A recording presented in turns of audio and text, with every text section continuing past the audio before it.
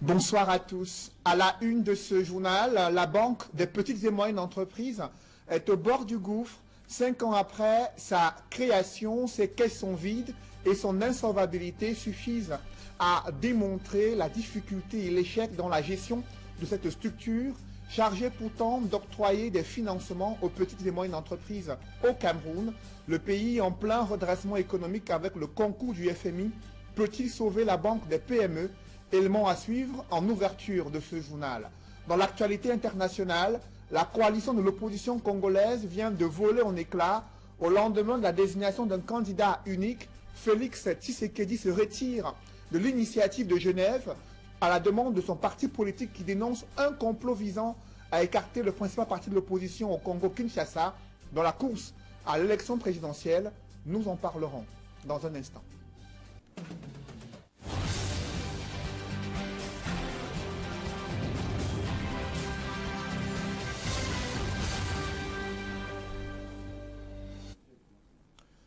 Merci de suivre cette édition complète de l'information sur Equinox Télévision. 5 ans après sa création, la Banque des PME est au bord du gouffre. Pour éviter la faillite, le gouvernement propose un plan de restructuration et une recapitalisation de cette structure créée il y a 5 ans. Pourtant, elle devait octroyer des facilités de financement aux petites et moyennes entreprises. 5 ans après, c'est l'échec total. Le constat a été fait lors de la restitution de la mission d'évaluation du Fonds monétaire international quant au programme de redressement économique du Cameroun. Des précisions avec Emmanuel Diop et Marcelin Gansop. Au bout d'une semaine de discussions intenses, au titre de la 3e revue sous facilité élargie de crédit, la délégation du Fonds monétaire international exprime sa satisfaction par rapport aux dernières évolutions macroéconomiques. Nous sommes arrivés au terme des discussions à un accord, ce qu'on appelle ad referendum, donc au niveau du staff, qui va nous permettre de présenter la revue au conseil d'administration en mi-décembre. Cela permettra alors un décaissement d'environ 46 milliards de francs CFA, donc 85 en total pour l'année et 240 milliards cumulatifs depuis le début du programme en déboursement du Fonds monétaire. Notre appréciation de la situation économique, c'est qu'on a une reprise graduelle de la croissance en 2018. Donc on passe de 3,5 en 2017 à 3,8% en 2018. Ça c'est sous-tendu par les travaux de préparation de la CAN et une activité en général au niveau du secteur des activités non pétrolières relativement dynamique. 2019, c'est déjà demain. Aussi le Fonds monétaire international recommande-t-il la poursuite des réformes en cours. Une prescription qui coïncide avec l'adoption imminente de la loi de finances 2019. Les perspectives pour 2019 sont de continuer à rebondir vers 4,4% de croissance. L'inflation reste maîtrisée, donc on est aux environs de 1%. Dans le cadre du programme avec le Cameroun, donc la conclusion satisfaisante de la revue permettra également le décaissement d'environ 300 milliards de francs CFA en appui budgétaire de la part des partenaires du Cameroun. Donc c'était vraiment un enjeu important pour la revue. Plus que par le passé, le gouvernement se doit d'être vigilant afin que tous les engagements, quels qu'ils soient, ne s'écartent aucunement des objectifs du programme conclu avec le FMI. Que le gouvernement s'assure de respecter les objectifs en termes de déficit budgétaire pour 2018, donc d'éviter les dépassements qu'on avait eus fin 2017.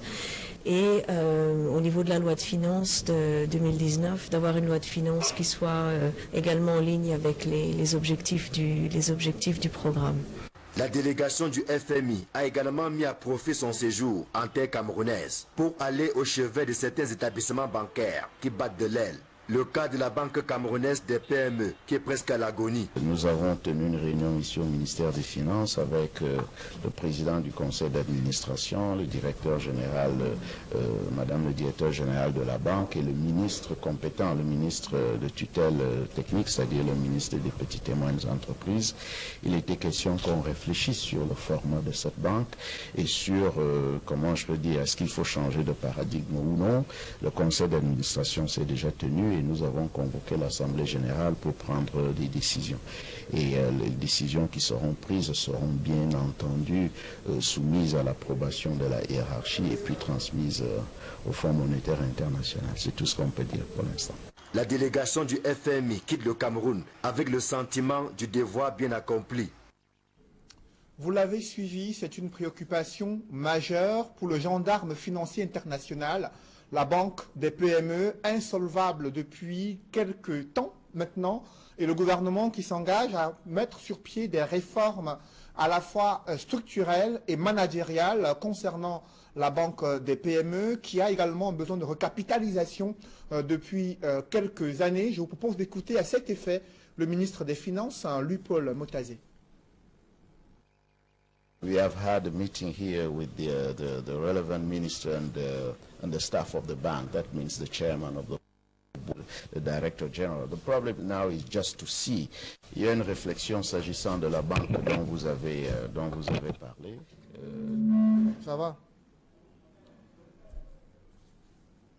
Dans le reste de l'actualité, évoquons à présent cette absence de Paul Biya au sommet de la paix qui s'est déroulé en France, alors que la présidence de la République avait annoncé il y a quelques mois cette invitation d'Emmanuel Macron adressée à Paul Biya pour sa présence durant cet événement. Le chef de l'État y était absent, du coup, des spéculations vont bon train.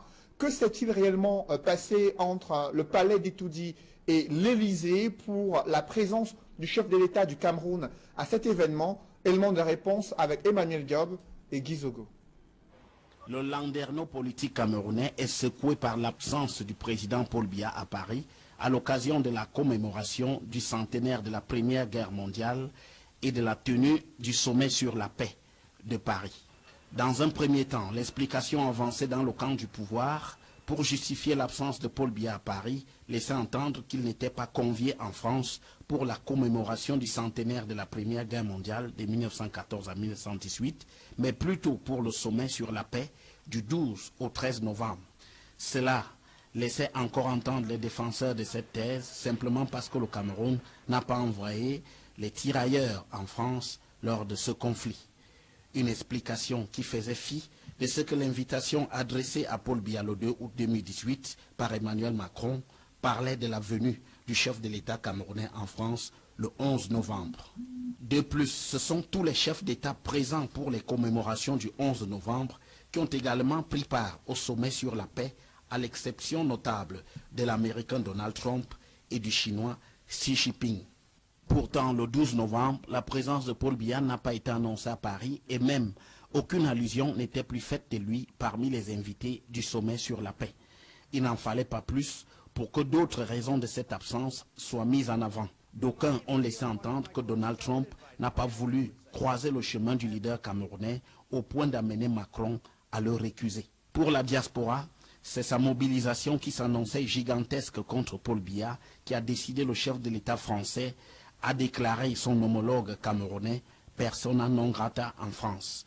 Quoi qu'il en soit, cette absence du chef de l'État camerounais illustre la délicatesse de ses rapports avec le sommet de l'État français. Depuis le départ de Jacques Chirac, en quelque sorte le dernier mohican de la France-Afrique, Paul Biya est rentré dans un nouveau rapport avec l'Élysée. Il n'y est plus forcément la bienvenue, comme on l'a vu sous Nicolas Sarkozy, François Hollande ou encore Emmanuel Macron. C'est souvent à force de subterfuges et du poids du Cameroun dans le golfe de Guinée et en Afrique centrale qu'il a pu sauver la mise. Ce qui contraint Paul Biya à un sacré jeu d'équilibriste empreint d'une tension permanente avec Paris. De quoi regretter les temps anciens où Paris et Yaoundé opéraient dans une relation quasi fusionnelle. Parlons à présent de la lutte contre le changement climatique au Cameroun. Comment les populations peuvent-elles s'adapter à ces changements qui impactent à la fois dans leur quotidien, mais aussi dans les secteurs agricoles? Les experts du WWF ont réuni les différents acteurs des filières, mais aussi les organisations de la société civile, afin de les édifier à cet effet. Des précisions avec Dallas Tiana et Julingue Nyonde. Inondations, éboulements de terrain, sécheresse sont quelques risques liés au changement climatique auquel le Cameroun est exposé. La situation qui devient préoccupante est au cœur des échanges entre experts de la protection de la faune et la flore réunis à Douala. Le rapport qui a été sorti sur le changement climatique montre qu'il y a beaucoup de risques actuellement. Nous devons tout faire pour faire le lien entre le changement climatique, l'eau, l'énergie, également la nourriture, pour pouvoir avoir une approche intégrée dans la résolution des problèmes liés à l'adaptation au changement climatique. Et tout ça, on doit trouver les manières de trouver des méthodes adaptées pour pouvoir justement permettre aux communautés de réagir. Pouvant impacter sur le quotidien des populations, les changements climatiques peuvent être contrôlés si des mesures urgentes sont prises pour une meilleure préservation de l'écosystème. Pour le cas du Cameroun, nous avons deux portes d'entrée. La première porte d'entrée, c'est bien sûr ce qu'on appelle l'atténuation.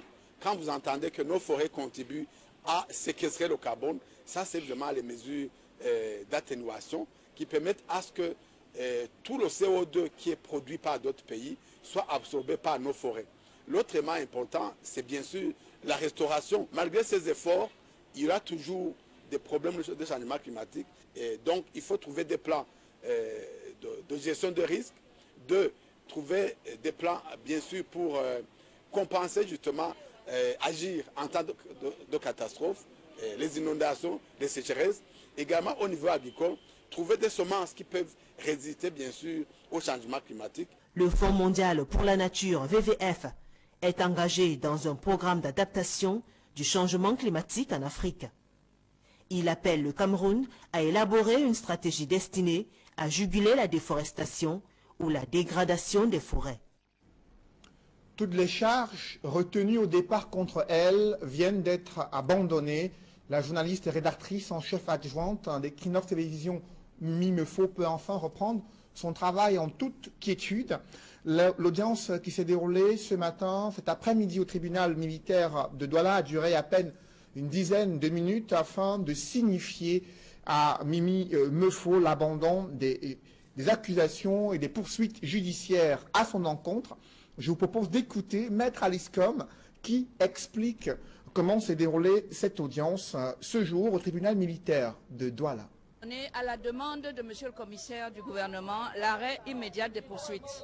C'est fini. Ça veut dire que Mimi Mefo... C'est fini. Elle n'est plus poursuivie. Il n'y a plus de quoi poursuivre. Voilà. Et le tribunal lui a donné acte. Que, ok, on a compris, on ne poursuit plus Mimi. Voilà. Qu'on classe maintenant le dossier là-bas au greffe.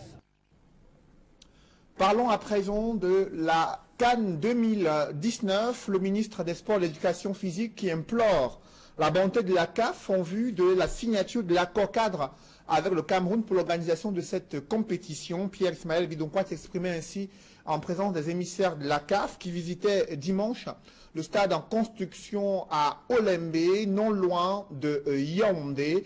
À la fin de cette mission, c'est un rapport qui est attendu et une décision finale sur les capacités du Cameroun à organiser ou non cette compétition tant attendue d'ici 2019. On parle de cela dans ce reportage que signe Ike Cyril. La pelouse se fait peu à peu verdoyante à Olembe. Mais ici, c'est l'un des stades annexes. Le gros du travail, c'est à l'intérieur de la cuvette, le stade omnisport d'Olembe, où des ouvriers sont également en action. Si la charpente et la toiture sont en train d'être posées, à la tribune présidentielle, tout est encore en chantier. Les inspecteurs de la CAF passent tous les compartiments du stade au peigne fin. Ils n'hésitent pas à sortir leur carnet pour noter tout ce qui est en train d'être dit. Ici, par exemple, la pose des sièges. Le stade omnisport d'Olembe a une capacité de 60 000 places, toutes assises. Les techniciens travaillent de manière à ce que, lorsque le spectateur prendra place ici, qu'il soit confortablement assis.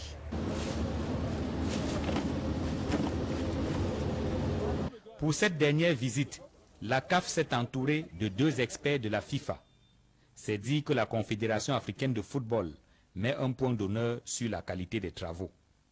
Après avoir lu et entendu, les inspecteurs de la CAF et de la FIFA veulent toucher du doigt ce qui se fait à Olembe. Je suis ici avec mes collègues pour travailler. On a su tous, dans le journal, dans les réseaux sociaux, que vous êtes en train d'avancer. Mais là, nous sommes là pour voir ça avec nos propres yeux. À 7 mois de la CAN, l'accord 4 entre la CAF et le Cameroun n'a pas encore été signé. Conscient que c'est un blocage de taille, le ministre des Sports et de l'Éducation physique, président du COCAN, implore la bonté de la CAF. Afin de permettre la poursuite sereine des préparatifs du volet événementiel, le COCAN sollicite à nouveau l'accord de votre institution en vue de la signature de l'accord 4 de l'association organisatrice des accords villes, ainsi que l'accord à propos des lancements des concours pour le choix de la mascotte et de la chanson officielle de la compétition. En attendant la signature de l'accord 4, les travaux se poursuivent sur le terrain. Les inspecteurs ont prélevé un échantillon de la pépinière du gazon qui servira de pelouse. Un examen approfondi de cette pépinière permettra de savoir si elle est conforme à la réglementation. C'est la visite de la dernière chance pour le Cameroun. Les inspecteurs de la CAF et de la FIFA touchent des points précis. Ils se montrent plus pointilleux que par le passé. La CAF, en tout cas, veut avoir toutes les assurances avant de signer l'accord cadre, document à travers lequel la Confédération africaine de football va lever le verrou et permettre au Cameroun d'organiser la Coupe d'Afrique des Nations de football 2019. Depuis le chantier de construction du stade Olembe à Yaoundé, Rodrigue Ngassi, Aïk Cyril, Equinox Télévision. C'est un chiffre préoccupant pour les Nations Unies. Ils sont 27 600 déplacés ayant fui les violences meurtrières dans les régions anglophones pour tenter de trouver refuge dans la région du littoral, vivant dans la promiscuité et l'insécurité alimentaire. Ils viennent de recevoir une assistance de la part du programme alimentaire mondial et de la Croix-Rouge. Ces Camerounais qui poussent un ouf de soulagement, vivant dans des conditions précaires dans la région du littoral. Des précisions avec Robert Mokoubé et Jean-Paul Chouniat. En 2 ans de conflit, la guerre dans le sud-ouest et le nord-ouest a déjà fait 27 600 déplacés vers la région du littoral, avec des milliers de familles vivant dans la précarité et la promiscuité. The living condition, the housing, a bit too expensive for we for survive a year. And then we begin and to know if we go school because we never even get the means for sponsor them now. My one picking way will come into for ya. We 7 na way he try for maybe tea for morning time, we drink for morning time till now will come up before we sleep. C'est donc pour alléger leur souffrance que le programme alimentaire mondial, en collaboration avec la Croix-Rouge, offre à ces familles en détresse des denrées de première nécessité. I don't know, so when I feed we so even you take and so go to cook and so the chop I know the family because they doubt the other people when they there for bush. Il s'agit de déplacer tes citoyens. Après, je viens partager les nourritures comme si on avait faim. On n'a pas faim. C'est comme une insulte. Pour ces déplacés, le film des hostilités entre sécessionnistes ambazoniens et l'armée camerounaise les hante jour et nuit. Comme le chef d'État a pris ses mains, il faut qu'il prenne les mesures nécessaires vraiment pour que la paix règne là-bas. But one thing na say we try na way say make the solve na the problem. The more go back for we houses. Le programme alimentaire mondial et la Croix-Rouge prévoient distribuer plus de 150 tonnes de denrées à ces déplacés internes, dont une partie réside dans les forêts du sud-ouest et le nord-ouest. Nous n'allons pas uniquement assister les personnes déplacées à Douala et à l'ouest. Nous commençons aussi dans les jours qui viennent l'assistance humanitaire dans le sud-ouest pour 50 000 personnes.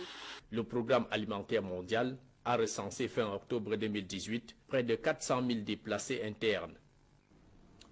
Dans l'escale internationale, ils avaient déjà crié victoire après la désignation d'un candidat unique de l'opposition au Congo, Kinshasa, Martin Fayulu, qui a été désigné dimanche au terme d'une réunion entre les ténors de l'opposition du côté de la Suisse. Il y avait de l'espoir qui est né au sein des rangs des populations congolaises. Des précisions dans ce reportage d'Éric Martial Ndjomo. 3 jours de conclave à Genève sous l'égide de la Fondation Kofi Annan pour désigner un candidat unique de l'opposition congolaise dans la perspective de la présidentielle du 23 décembre prochain. Après 48 heures, c'est Martin Madidi Fayulu qui a été élu par ses pairs de l'opposition comme candidat de la coalition désormais dénommée la Mouka. Un vainqueur plutôt surprise devant des favoris tels Félix Tshisekedi de l'UDPS ou encore Vital Kamerhe de l'UNC. Parmi les autres leaders présents, Freddy Matungulu, mais aussi les candidats recalés Jean-Pierre Bemba, Moïse Katumbi et l'ancien Premier ministre Adolphe Muzito. Martin Madidi Fayulu est présenté comme issu de l'aile dure de l'opposition congolaise. Âgé de 62 ans et investi par le parti dénommé Engagement pour la citoyenneté et le développement, ses premières déclarations traduisent cette fermeté vis-à-vis du régime de Kabila. Je n'ai pas beaucoup à dire. Je mènerai ces combats avec mes collègues. Nous mènerons ces combats des élections libres, démocratiques, inclusive, transparente et apaisée. Parce que le peuple congolais a besoin.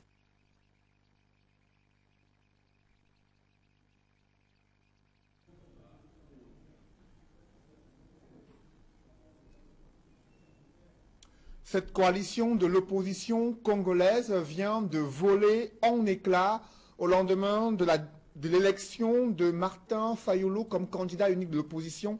Félix Tshisekedi se retire ce soir de cette initiative à la demande de son parti politique, l'Union pour la démocratie et le progrès social, qui a demandé à son président Félix Tshisekedi de se retirer de cette initiative. L'UDPS qui estime que la désignation de Fayulu est un complot contre la République. Le parti a demandé à son leader de rentrer au pays pour battre campagne et maintenir sa candidature à l'élection présidentielle. Et Félix Tshisekedi s'est retiré ce soir de cette coalition de l'opposition congolaise. Mesdames, Messieurs, c'est la fin de ce journal. Merci de l'avoir suivi. Juste après cette édition de 20h, retrouvez Serge Alain Autou et ses invités pour le débrief du journal sur le plateau d'Equinox Soir. Serge Alain. Voilà, justement, rétropédalage pour Félix Tshisekedi, 24 heures seulement après avoir reconnu sa défaite. Le fils d'Étienne Tshisekedi Wamulumba maintient sa candidature. Il dit avoir écouté la demande politique qui a réagi en fin d'après-midi ce lundi pour dénoncer le choix de Martin Fayulu comme candidat unique de l'opposition. Le parti politique de Félix Tshisekedi estime qu'il est le mieux placé, le favori face au candidat de la majorité présidentielle. Et du coup, une coalition de l'opposition qui n'a pas tenu 24 heures et qui vient de voler en éclats au Congo-Kinshasa. Visite de la dernière chance pour le Cameroun, rapport à cette descente des émissaires de la CAF. Vous avez suivi le ministre des Sports qui implore la bonté des experts de la CAF afin de signer cet accord nécessaire qui garantit au Cameroun l'organisation de la CAN 2019. Rien n'est gagné d'avance, mais les officiels camerounais restent optimistes quant à la capacité du Cameroun d'organiser cette compétition. Cependant, il y a encore de nombreux défis à relever sur le terrain. Tout le monde a le regard rivé désormais vers le Caire, siège de la CAF, où doit tomber la décision d'organisation de la compétition, la CAN 2019, prévue initialement au Cameroun. Voilà, madame, monsieur, c'est donc l'essentiel du débrief dans un instant. Bonne soirée à vous, Cédric. Bonne soirée à vous, Serge Alain. Rendez-vous demain 20h. Rendez-vous demain. Madame, monsieur, dans un instant, le débrief toujours en compagnie de nos trois débatteurs.